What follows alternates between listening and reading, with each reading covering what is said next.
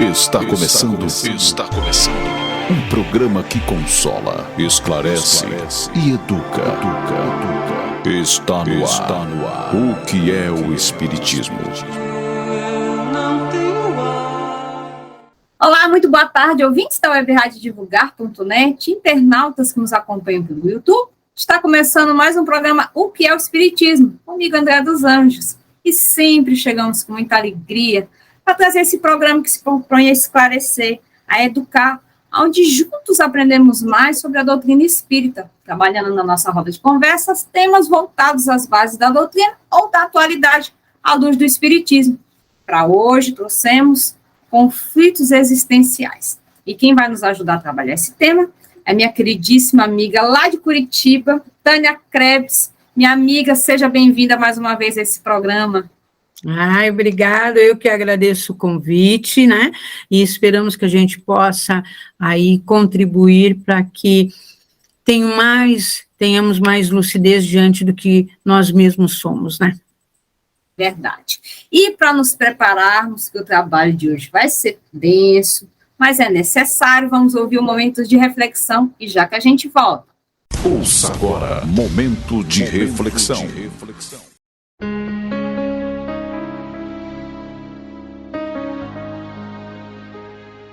Um recanto seguro. Há em cada criatura um recanto seguro para falar ou escutar a Deus. Uma paisagem desértica, um jardim florido, um córrego em festa. Um amanhecer risonho, uma tarde chuvosa. Uma canção ao longe, um rosto de criança, um campo bucólico, alguém em sofrimento. A magia de um poema, a glória de um amanhecer, a policromia de uma pintura. Uma frase da Bíblia, uma conversação edificante, um relato comovedor, um gesto de sacrifício, uma oração. Há em toda criatura um recanto seguro que se alcança através de algum desses convites naturais, onde se sente, se fala, se ouve a Deus, e o seu amor está mais próximo, é mais envolvente. Joana de Ângeles.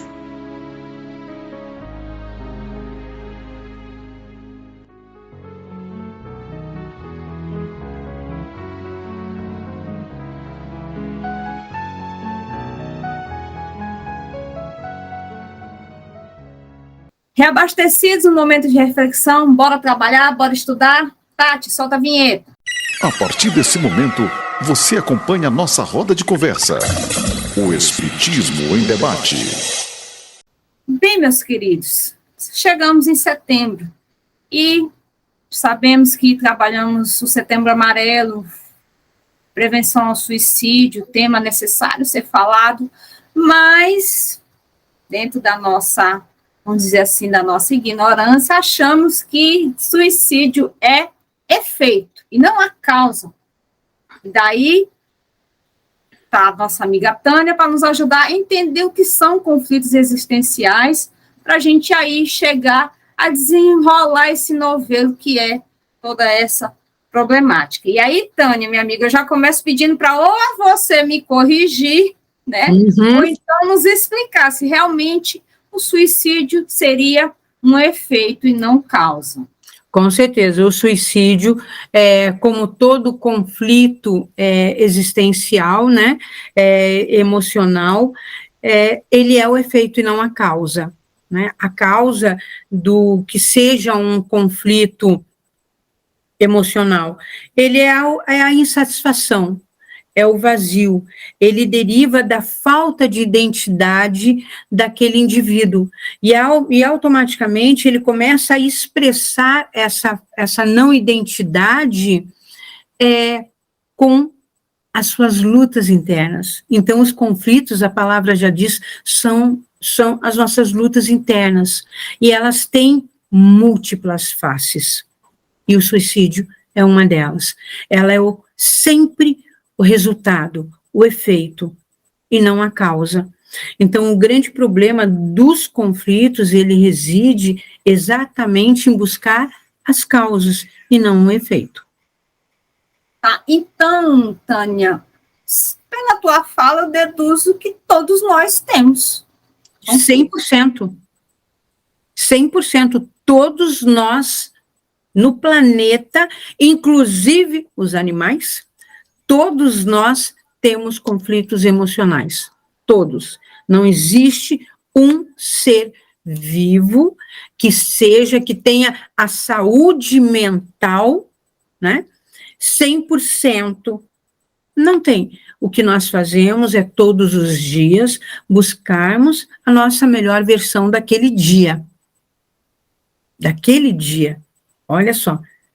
Não é de todos, é daquele dia. Por quê? Porque pode ser que no outro dia, o só por hoje, né? Pode ser que no amanhã algum fator desencadeie algum gatilho de um conflito emocional que eu tenha. E aí vem toda aquela sensação de raiva, medo, rejeição, ansiedade, ciúmes, procrastinação, preguiça, e é uma vasta coleção de conflitos emocionais que nós mesmos, por vezes até pela nossa própria interpretação, causamos a nós mesmos. E qual a origem, então? A origem está na nossa interpretação da vida, de como eu interpreto, e automaticamente o conflito ele vem como uma expressão daquilo pelo qual eu entendi.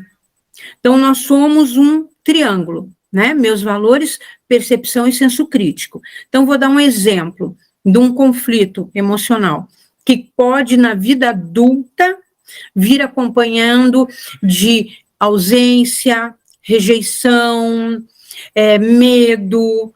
E aí, onde é que isso causou, Tânia? Qual a origem disso? É diverso. Uma mãe que tinha que, dando exemplo, uma mãe que teve que trabalhar muito para poder criar o seu filho. Então, saía de manhã, pegava o trem, pegava a balsa, pegava ônibus, e chegava de noite em casa extremamente cansado, e aquela criança passou o dia inteiro sozinha, ou passava na escola, a mãe extremamente cansada, não conseguia nem ajudar nas tarefas de casa, porque já tinha que fazer o almoço e a janta para o dia seguinte de manhã, e aí criou naquele indivíduo a percepção dele de abandono, de ausência, de rejeição. Minha mãe não gosta de ficar comigo, minha mãe me abandona. É a percepção dele, mas não condiz com a verdade. Mas a nossa percepção, Andréia, pode condizer com a verdade ou não. E aí cria esses conflitos, e quando eu vou para a idade da adolescência, para a idade adulta, eu levo comigo a disfuncionabilidade de lidar com essas situações. Então, se eu estou no emprego, e como eu tenho lá que eu fui abandonada pela minha mãe, ela me rejeitou, se eu estou no emprego e eu faço e apresento um projeto, e o meu projeto não é aceito, desencadeia o meu conflito.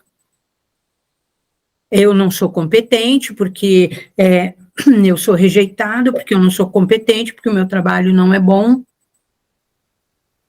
Então, automaticamente, os nossos conflitos são causados pela nossa interpretação.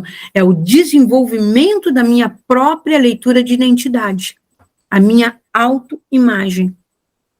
E aí ela se expressa internamente. Então, é tipo assim, Tânia, o copo está na metade. Uns vão dizer que ele está meio cheio, e outros vão dizer que ele está meio vazio. O copo está pela metade. Isso.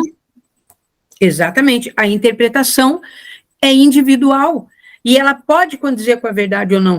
Muitas pessoas chegam no meu consultório e dizem assim: doutora, eu tenho dedo podre para escolher homem. E aí, quando você vai ver, a interpretação dela é que a mãe foi infeliz no casamento, a tia infeliz, a irmã infeliz, então ela crê que ela tem que ser infeliz, que amor é infelicidade. E aí ela sabota inconscientemente todo o relacionamento bom que porventura venha nela, porque ela tem que legitimar que aquilo que ela sente, aquele padrão, a percepção é que amor é infelicidade. e não é verdade. E, bem, que tu está falando conflitos emocionais também. Conflitos existenciais e conflitos emocionais seriam a mesma coisa? Exato, é a mesma coisa. Conflitos existenciais, conflitos emocionais, eles só mudam a nomenclatura, mas eles são, porque todo conflito existencial, ele tem a sua origem no teu emocional. E a palavra já diz, a emoção. A emoção, nós não controlamos, nós não administramos. O que nós administramos é sentimento, ok? Então, eu tenho uma emoção de raiva, de medo, de ansiedade, de ciúmes, é todo aquele furacão, né? De ressentimento, enfim, vem todo aquele furacão de inferioridade, de baixa estima. Isso tudo são emoções. Para eu poder administrar e parar de sofrer, eu tenho que transformar isso em sentimento. Como é que eu transformo isso em sentimento, Tânia? Com a quinta defesa do ego. Qual? A racionalização. Eu começo a racionalizar o porquê que eu sinto raiva. O porquê que o fulano X me faz sentir raiva. O porquê que eu guardo tanta mágoa quando alguém me diz não. Eu tenho que começar a pensar naquilo ali, naquela emoção, e aí eu vou transformando ela em sentimento. Quando ela chega em sentimento, aí eu administro. Agora, emoção é reflexo. Bateu, é que nem susto, bateu, você vai se defender. E desses conflitos, Tânia, que é vasto, quais podemos dizer que mais traz prejuízo para o indivíduo e também para a sociedade? Olha, todos ali, né? Mas os principais deles, os ciúmes, porque o ciúmes gera violência, a violência gera morte, gera vários problemas sociais ali. Então, os ciúmes, a procrastinação, por parecer algo tão pequeno, porque ela é a co-irmã da preguiça, aquele ser humano não se movimenta, ele fica apático, ele fica sem motivação, e isso vai criando aquele vazio existencial. Então, nós temos vários. O existencial, o nível social. Quando eu me sinto inferiorizado diante de você, quando eu me sinto que eu não sou capaz, e aí começa a ter brigas sociais de classes. Porque todo rico é desonesto. E eu fui criado dessa forma, porque eu sou pobre, daí eu sou desonesto, ou porque eu sou negro, ou porque eu sou mulher, ou porque eu sou homossexual, ou sou a minoria. Então, o nível social é um dos grandes vilões hoje das crises existenciais que o ser humano vive internamente, porque ele desenvolve a raiva, a rejeição, o medo. Consegue ver o efeito dominó? A baixa estima, a violência. E aí, com esse turbilhão, vai só, tipo assim, gotejando num copo até que uma hora transborda. E aí... Isso mesmo. Uhum. Exatamente.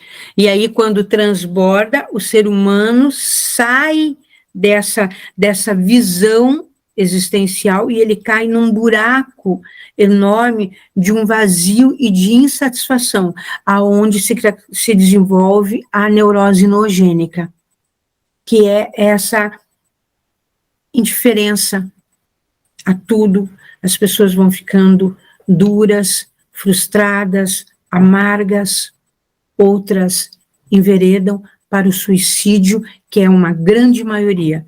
Quando a neurose noogênica se instala, a religião não preenche, filhos não preenche, a esposa ou o marido não preenche, o trabalho não preenche. Então, o que preenche, Tânia? A única coisa que preencheria era o eu dentro de mim mesmo. Começar a trabalhar, então, com os meus conflitos existenciais, né? Mas como isso não ocorre, esse vazio vai ficando e eu vou perdendo o sentido da vida. E ao perder o sentido da vida, a parte do que é mito dizer que quem se suicida não avisa, avisa. Avisa. Quem se suicida faz e morre de primeiro? Não. A pessoa pode querer se suicidar, não ter êxito na primeira, nem na segunda, na terceira ela vai ter. Então, são mitos que foram sendo criados em torno do suicídio, minimizando algo que é muito sério. Porque o suicídio não é nem a covardia e nem a coragem. O suicídio é o efeito de uma dor que eu não dou mais conta, que eu não consigo, está maior do que eu, não tenho espaço, e o nosso cérebro, ele não dá conta da dor interna, ele dá conta da dor externa. Então, a mutilação, ela entra exatamente, e o suicídio nessa dor externa. Para o cérebro, ele não quer saber se isso está certo ou se isso está errado. Ele quer saber que o sofrimento daquele indivíduo vai parar. E ele vai cumprir o único protocolo que ele tem, que é fazer você se sentir bem. Então, ele vai te dar força para cometer o suicídio. Ele vai te dar força para você se mutilar. Porque a partir do momento que você se mutila, a dor é canalizada externamente. Isso o cérebro consegue. Ele vai mandar adrenalina para aquela região. Essa dor ele dá conta. A dor interna, o cérebro não consegue trabalhar. E aí é que vem toda essa desestrutura.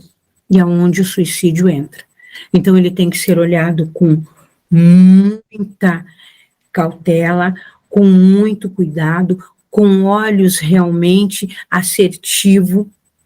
Na primeiro indício, na primeira desconfiança, na primeira tristeza que se torna, porque a tristeza é aquilo que vem e que passa. Mas quando a tristeza começa a se tornar depressão, preste atenção, é a hora de entrar. Porque a pior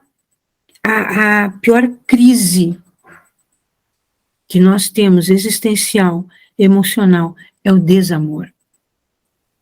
Quando eu não me amo mais. Quando eu não consigo ver em mim valor.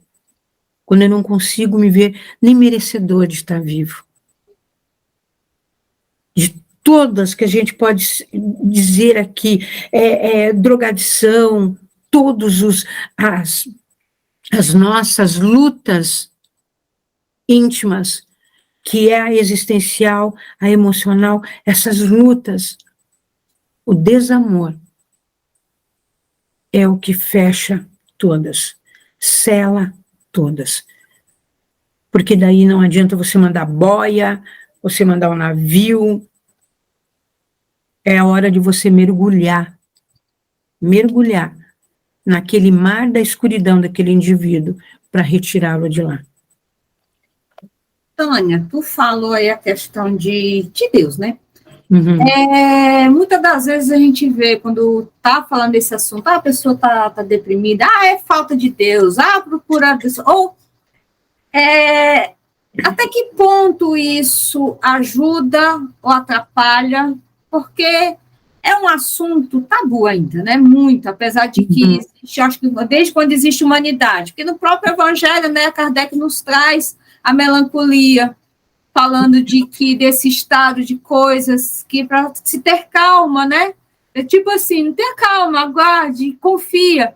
Então, não é um assunto de agora, apesar de, vou dizer assim, entenda, graças a Deus que está em voga, porque afinal de contas se fala, né?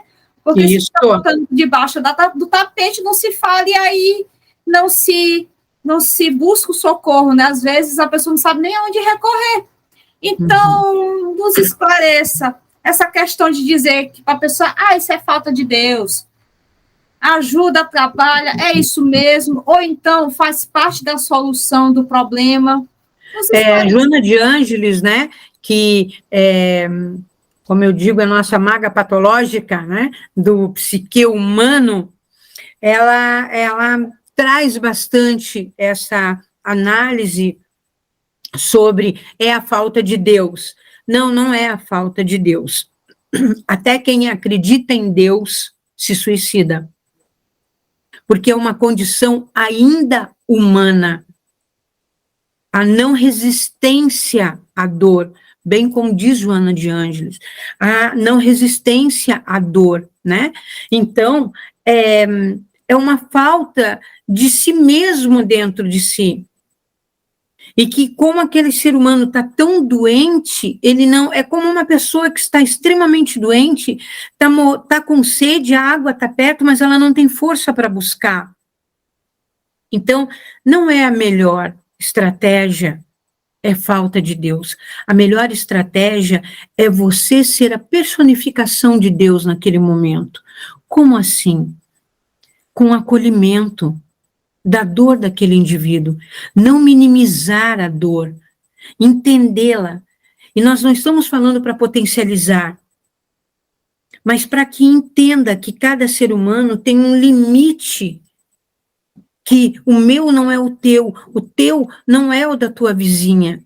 O que para mim uma dor de cabeça pode não ser nada, para você pode te botar de cama. Então eu tenho que entender como é a tua dinâmica, como isso ocorreu, e aí sim, a partir do momento que eu te acolho, eu consigo fazer. Tem uma máxima que eu gosto muito, para qualquer compulsão, qualquer transtorno, qualquer mudança do ser humano, ele tem que querer. Ele querendo, Deus entra e game over. Como é que Deus entra? Eu não estou bem, eu estou querendo me suicidar, eu estou com as minhas lutas internas, eu não vejo mais razão na vida. E aí vem a Andréia, que é a manifestação de Deus na minha vida, me acolhendo, me fortalecendo, para me fazer querer sair disso.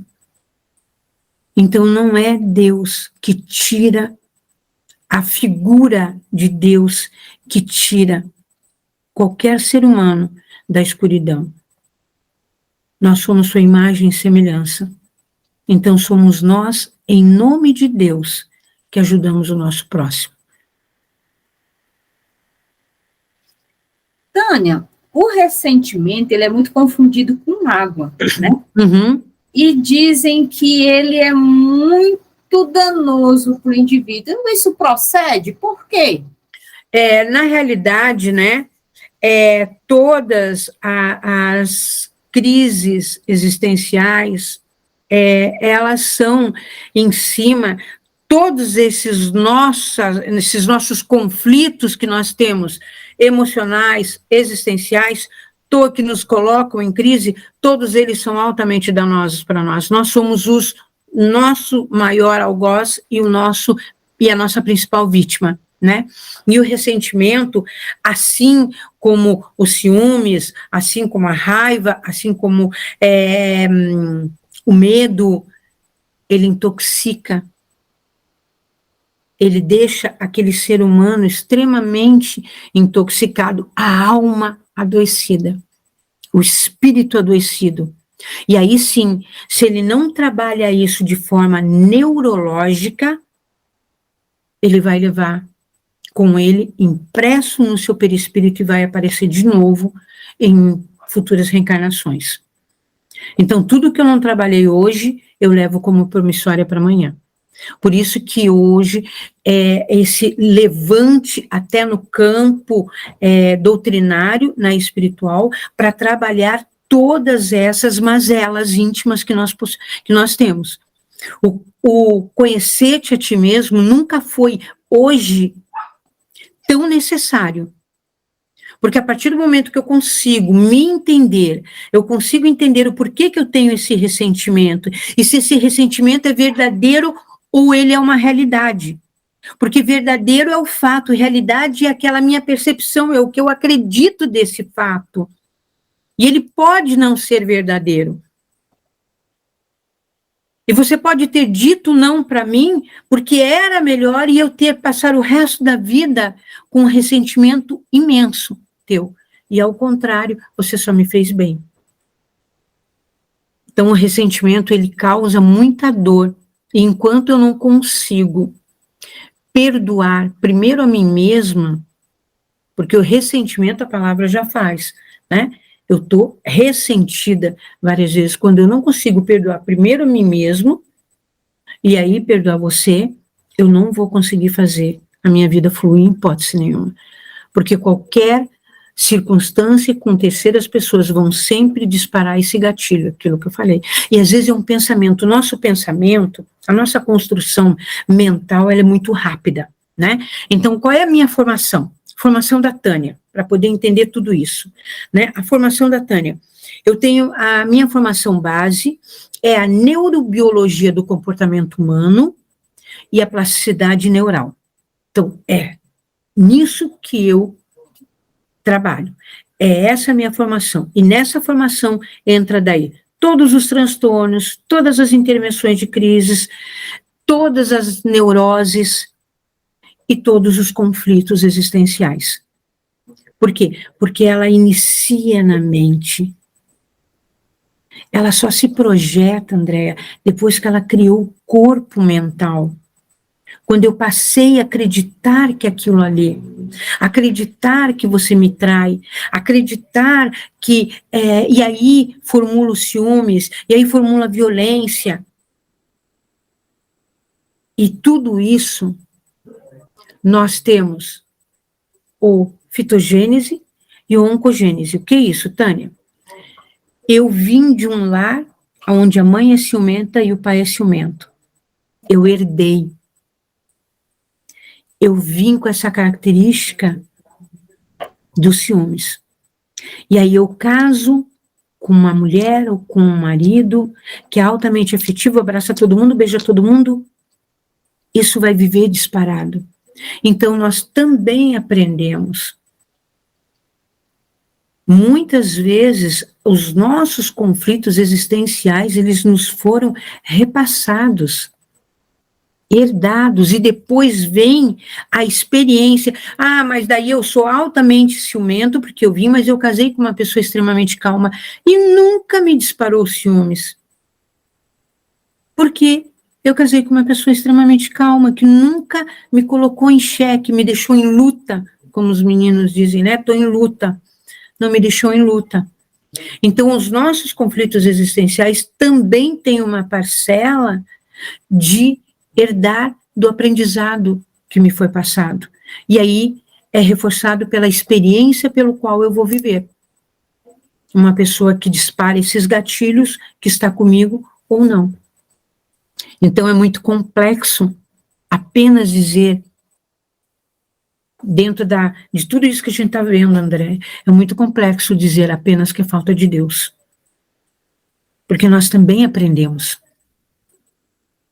Verdade. E aí, Tânia, então, no meio disso tudo, como podemos lidar com esses conflitos? A primeira situação é a psicoeducação. E isso, né, Joana de Ângeles já diz isso, que a psicoeducação, ela faz com que você consiga trabalhar todas os teus conflitos existenciais, fazendo com que eles não se transformem em compulsões. Porque as compulsões que nós temos hoje, droga, comida, sexo, pornografia, maledicência, rede social, nada mais são do que o efeito do efeito. Como assim? Ela é o efeito de um conflito existencial que já é um efeito.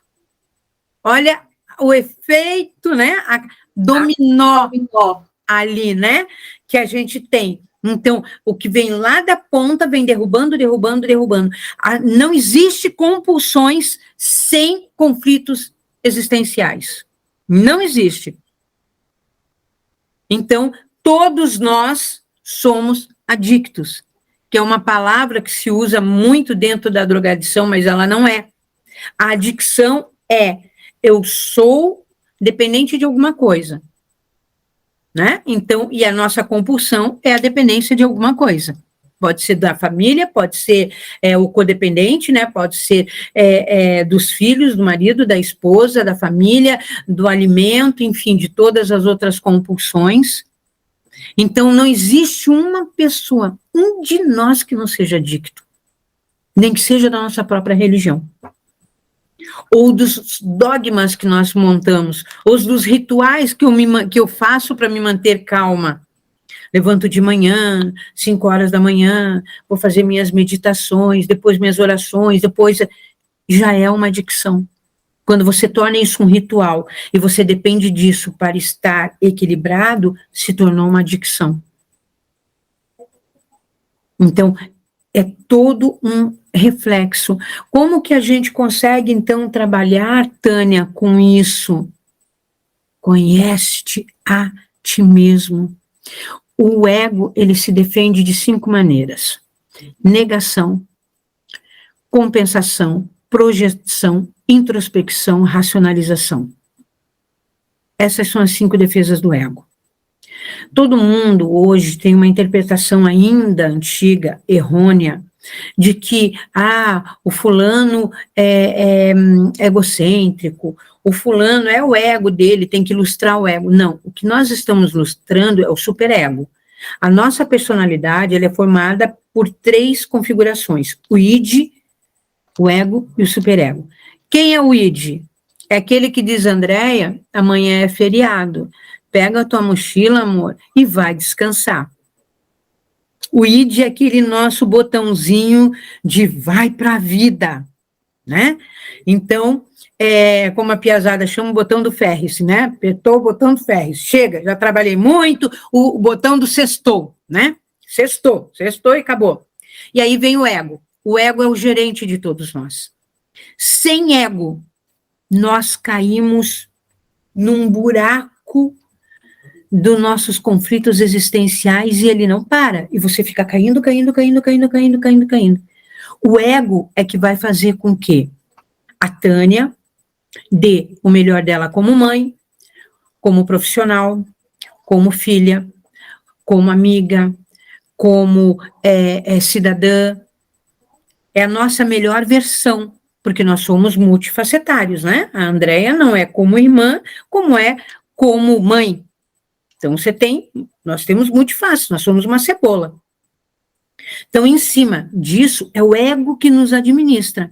Quando nós entramos em conflitos existenciais, que vem lá da raiva, do medo, da impotência, da violência, da rejeição, da drogadição, quando eu começo a entrar nos meus conflitos existenciais, automaticamente eu despedi o meu ego.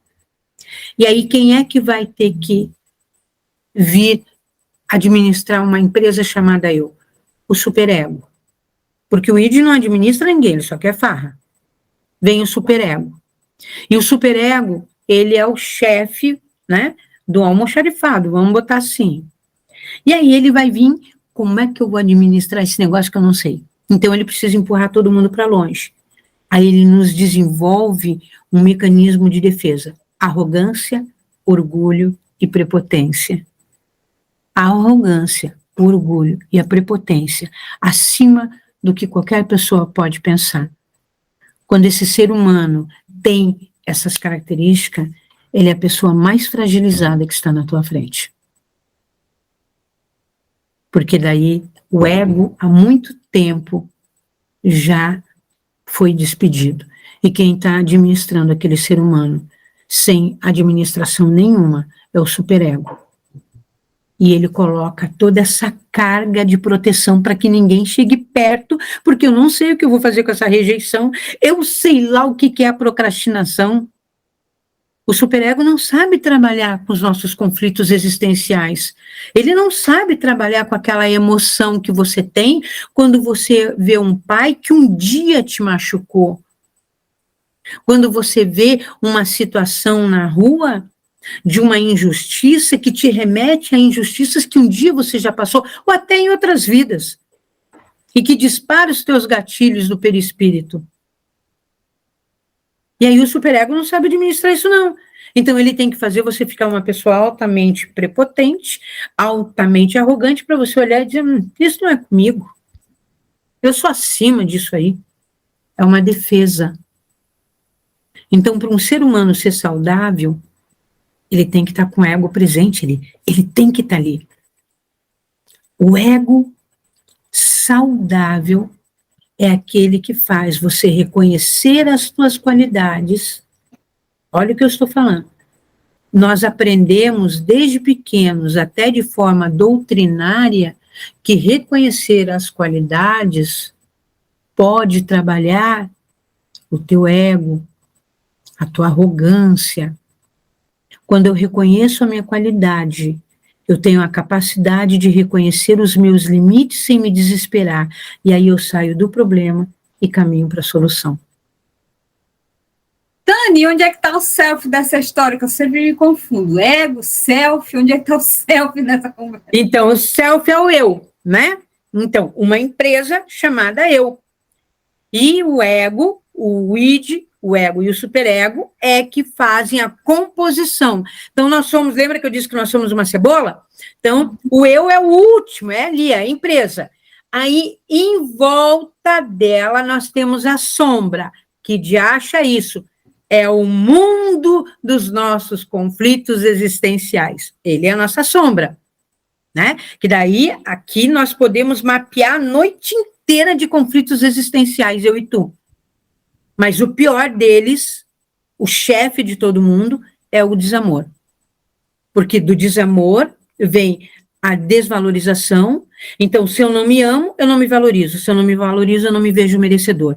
Essa trilogia, se você não tiver dentro de você, você vai cair num buraco da neurose nogênica. O vazio existencial, a insatisfação. Então, a sombra, então o eu está aqui, que é o self, a sombra, né? E aí vem ali em cima as nossas multifaces, que é o que o eu tem que administrar. Quando nós estamos adoecidos, que não está com o ego, o eu é absorvido pelo superego, porque ele não tem administração. Eu não consigo me administrar. Aí eu desenvolvo transtornos de personalidade, eu desenvolvo transtornos psiquiátricos, porque são 3 tipos de transtorno, e desenvolvo o transtorno médico com fundo psicológico. Como assim, Tânia? Que palavrão esse negócio? É onde vem fibromialgia, cefaleia, intestino irritável, todas dores crônicas, elas são de fundos emocionais. Toda vez que alguém vai ao médico com o intestino irritável, o médico manda buscar terapia. Porque o cérebro está diretamente ligado ao nosso intestino. Então, é o que eu não estou conseguindo trabalhar aqui. Bem, Tânia, dentro dessa complexidade todinha, quando a gente percebe que tem que pedir ajuda? Quando você não consegue mais dar conta de si mesmo. Quando tudo que você está trabalhando ali na tua frente. Nós estamos falando do nosso campo evolutivo, tá? Porque quando nós estivermos um pouquinho mais avançados, nós não vamos precisar cair para pedir ajuda. No menor sentido, que alguma coisa não está dando certo, e hoje já tem pessoas, pela carga de informação que está chegando ao ser humano, ao indivíduo, através da tecnologia, porque a tecnologia tem mais coisa positiva do que negativa, é que a gente foca muito no negativo, mas a tecnologia é uma bênção na nossa vida. Com essa carga de informação que vai chegando, não só a fake news, né? Essa carga de informação que vai chegando, as pessoas começaram a perceber. E alguns mitos foram caindo, como, por exemplo, só quem vai a psicólogo é louco. Né? Então, hoje, as pessoas já estão buscando ajuda, mesmo sem que ninguém à volta sinalize que ela precisa. Ela já começou a perceber que se sente mal em determinados pontos, que não está conseguindo dar conta do casamento, do relacionamento, da profissão, que está tendo crise de ansiedade. E aí vem aquilo, a ansiedade é excesso de futuro, né? E depressão é excesso de passado. Gente, não tem nada uma coisa com a outra, não. A ansiedade, ela, claro, que o futuro é o que é o incerto, então isso me dá medo, sim, mas a ansiedade, ela é caracterizada pela minha incapacidade de lidar comigo. E a partir dessa incapacidade, eu preciso obter o controle. Como eu não tenho controle, eu desenvolvo a ansiedade. A ansiedade, ela é a co-irmã da falta do controle, é um sabotador interno. Eu preciso controlar tudo que está na minha volta. E não só o futuro, mas o meu presente.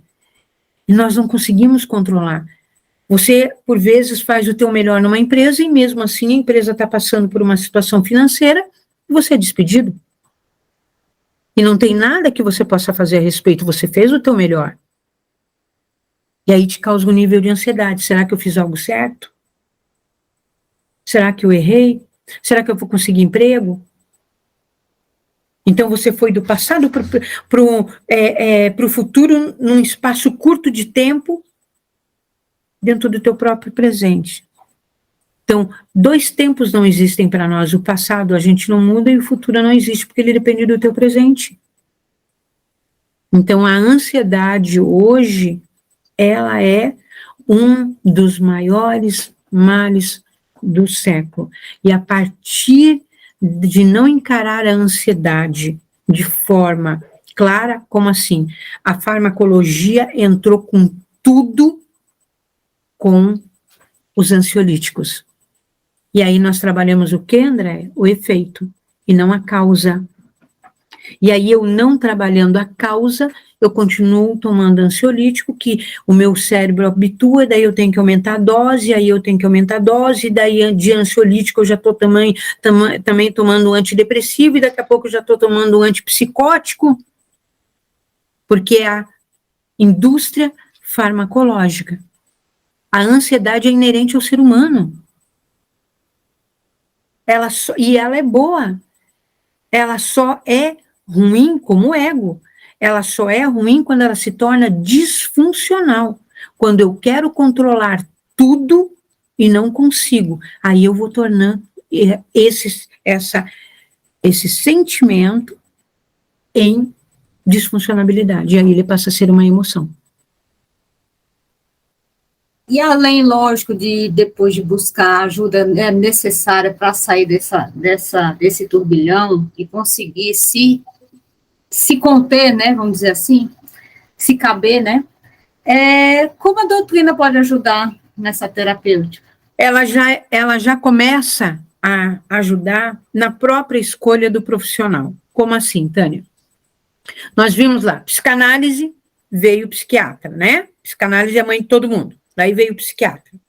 A psiquiatria veio a psicologia veio a psicoterapia. O que é psicoterapia? Corpo, mente, espírito. É a união. É a única de todas essas cadeiras que pode falar em Deus. É a única dessa cadeira que pode juntar as 3. O teu corpo, a tua mente e o teu espírito. Buscar a religiosidade que aquele indivíduo tem. Se ele é budista, eu vou reforçar em cima disso a busca dele. Se ele é espírita, eu vou reforçar em cima disso. Se ele é evangélico, eu vou reforçar. Se ele é católico, eu vou reforçar. Para que ele busque cada vez mais a identidade dele, botando no dia a dia dele o que ele possui. Então, a doutrina espírita, como ela não tem dogmas, né? Ela está em todas ao mesmo tempo, você consegue, dentro de uma didática, de uma dinâmica, trabalhar com o indivíduo nas suas crises e nos seus conflitos existenciais, aí mostrando, sim, aonde está a espiritualidade dele, aonde está o centro de ligar a ele. E a doutrina espírita de todas as religiões, de todas as filosofias, porque o budismo é uma filosofia, de todas as filosofias, ela é a única que nos apresenta a bússola, o norte, porque ela consegue nos trazer aquilo que eu falei, o que está impresso no perispírito também. E aí ela faz com que você possa trabalhar acima disso. Eu, como psicoterapeuta e como espírita, eu tenho uma vantagem muito grande, acima de qualquer outro profissional que não seja. Porque eu consigo perceber naquele indivíduo a dor por detrás do pano de fundo. E a doutrina espírita, ela traz hoje um leque de livros, de norte, de estudos seríssimos. A coleção de Joana de Ângeles, então, hoje é citada em faculdade. Eu dou aulas para profissionais citando Joana de Ângeles. Os estudos que ela faz é extremamente profundo, de todos os estudiosos da mente e da alma humana, Viktor Frankl e vai por aí afora, ela consegue compilar de todos eles e nos dá uma cartilha de cunho mental e espiritual. Então, a doutrina espírita, ela tem sim como uma percussora de conhecimento, exatamente como a rádio, né? O divulgar, ele é uma ferramenta fantástica, porque ele consegue, a palavra já diz, ele vai divulgando exatamente esse conhecimento, que a doutrina espírita nos permite ter e trabalhar sem rotular, ela não coloca rótulo. E esse é ali o grande acolhimento humano. Então você consegue, a doutrina espírita, ela tem a capacidade de ser realmente uma bússola dentro de qualquer tratamento terapêutico. Minha amiga, estamos chegando ao final do programa e eu te peço que você faça as considerações finais do tema para os nossos ouvintes e internautas. O que nos fica, né, realmente são assuntos que a gente tem que debater e debater e debater incansavelmente, né? Eu poderia aqui te trazer um monte de literaturas espíritas e não espíritas, e você vai ver que eles se unem, mas hoje eu optei por termos um grande bate-papo, não tanto didático, mas mais de forma a esclarecer, a acolher e mostrar às pessoas que elas não estão sozinhas. Nós iniciamos o nosso grande bate-papo com a tua pergunta, né? Se nós todos, então, temos os nossos conflitos existenciais, e a resposta foi sim. Então, isso já dá um acolhimento à Tânia, que eu não estou sozinha, que você não está sozinha, que ninguém está sozinho, e que nós podemos, sim, acolhermos uns aos outros, perceber e ter o olhar para o outro com amor. Olhando a Andréia como é a Andréia, e a partir disso te aceitando como você é, e quando eu te aceito como você é, eu tenho a capacidade de poder te ajudar. Nós não conseguimos nos ajudar uns aos outros, porque nós não aceitamos uns aos outros. E quando nós passamos a nos aceitar, nós estamos mais perto da grande máxima que Jesus nos delegou, amar o próximo como a ti mesmo. E é Deus sobre todas as coisas, né? Então, quando eu quero, e para eu poder querer alguma coisa, eu tenho que aceitar. Ninguém muda o que não aceita. Então, quando eu perder o medo, quando eu passar a me olhar e aceitar primeiramente quem eu sou, me perdoar pela forma equivocada que eu possa ser, aí eu consigo operar as mudanças, porque eu consigo buscar ajuda. Então, se está doendo, busca ajuda. E se você percebe que alguém está com dor e não consegue buscar ajuda, seja você a oferecer ajuda. Por mais que a gente diga que ninguém consegue ser ajudado que não queira, concordo plenamente, mas a nós cabe oferecer ajuda e não julgar. Tá certo. Tânia, toda a tua fala, eu me lembrei de doutora Deus, ela esteve aqui conosco trabalhando sobre o luto, e ela falou uma frase que ela disse que não tem certeza se é realmente de Emmanuel, mas ela adotou para a vida, que é assim: quando a gente não acolhe a dor do próximo, fatalmente passaremos por ela. E isso me marcou muito, essa fala, que bateu muito com o que você está falando, da gente acolher, que a gente não sabe quando essa dor vai bater na nossa porta. Afinal de contas, todos nós temos os nossos conflitos. Isso mesmo. E é aquilo que eu falo, só muda o endereço. Só muda o endereço. Porque todos nós temos no nosso cotidiano os nossos gatilhos disparados milhões de vezes. Então só muda o endereço. Bem, minha querida, só resta agradecer a oportunidade de você ter nos ajudado a trabalhar esse tema, que é denso, mas é necessário.